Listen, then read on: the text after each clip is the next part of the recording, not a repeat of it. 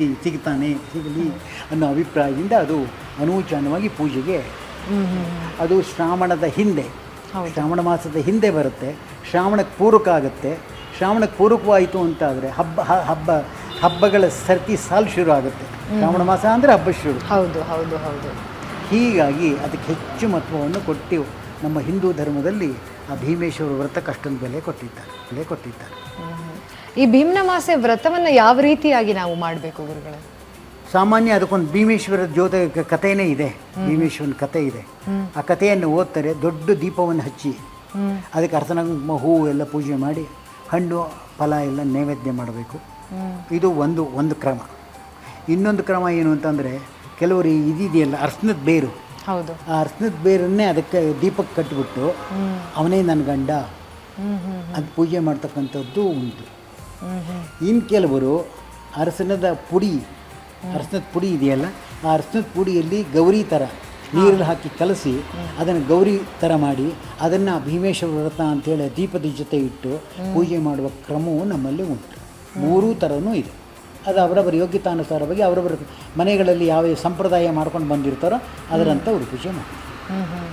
ಭೀಮ್ನಮಾಸೆ ಅಂದರೆ ಇವಾಗ ನಮಗೆ ನೆನಪಾಗುವಂಥದ್ದೇ ಶಿವ ಪಾರ್ವತಿಯ ಕತೆ ಇದರಿಂದ ಯಾವ ಥರ ಇದೆ ಗುರುಗಳೇ?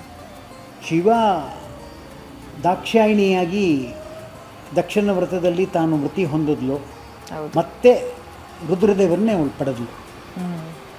ಹಾಗೆ ನಮಗೆ ಮುಂದಿನ ದಿನಗಳಲ್ಲಿ ಏನಾದರೂ ಅನಿವಾರ್ಯಾದಿ ಕಾರಣಗಳಿಂದ ನಮಗೇನಾದರೂ ತೊಂದರೆ ಉಂಟಾಯಿತು ಅಂತಾದರೆ ಅದನ್ನು ರುದ್ರದೇವರು ಪರಿಹಾರ ಮಾಡ್ತಾರೆ ಎನ್ನುವ ದೃಷ್ಟಿಯಿಂದ ಈ ವ್ರತ ಬಂದಿರಬಹುದು ಅಂತ ನನಗನ್ನಿಸ್ತದೆ. ಇತ್ತೀಚಿನ ದಿನಗಳಲ್ಲಿ ಒಂದು ಅಮಾವಾಸ್ಯೆ ದಿನ ಪೂಜೆ ಮಾಡ್ತಾರೆ, ಒಂದು ಸ್ಟೇಟಸ್ ಹಾಕ್ಬಿಡ್ತಾರೆ, ನಾವಿಬ್ರು ಭಾಳ ಚೆನ್ನಾಗಿದ್ದೀವಿ, ಅನ್ಯೋನ್ಯವಾಗಿದ್ದೀವಿ ಗಂಡ ಹೆಂಡತಿ ಅಂತ ತೋರಿಸ್ಕೊಳ್ತಾರೆ. ಮಾರನೇ ದಿನ ಅದೇ ಕಿತ್ತಾಟ, ಅದೇ ಜಗಳ. ಆದರೆ ಆ್ಯಕ್ಚುಲಿ ಭೀಮನಮಾಸೆ ದಿನ ಗಂಡನಿಗೆ ಪಾದ ಪೂಜೆ ಯಾವ ರೀತಿ ಮಾಡಬೇಕು ಗುರುಗಳೇ? ಅವನ ಗಂಡನೇ, ಹೆಣ್ಣು ಮಕ್ಕಳುಗಳು ಯಾವಾಗಲೂ ಚೆನ್ನಾಗಿ ತಿಳ್ಕೊಳ್ಬೇಕು. ನನಗೆ ಅವನೇ ಸರ್ವಸ್ವ ಅನ್ನುವ ದಾರಿಢ್ಯ ಇತ್ತು ಅಂತಾದರೆ ಭಗವಂತ ಅಂಥವ್ರನ್ನ ಅಪ್ಲಿಫ್ಟ್ ಮಾಡ್ತಾನೆ.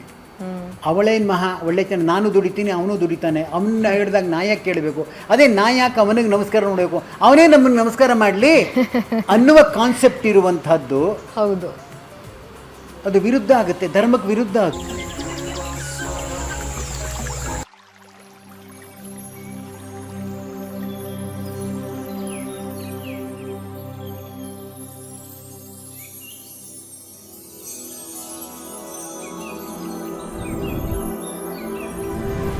Purti video is available on Samriddhi Netra YouTube channel Prachara Alla Vichara.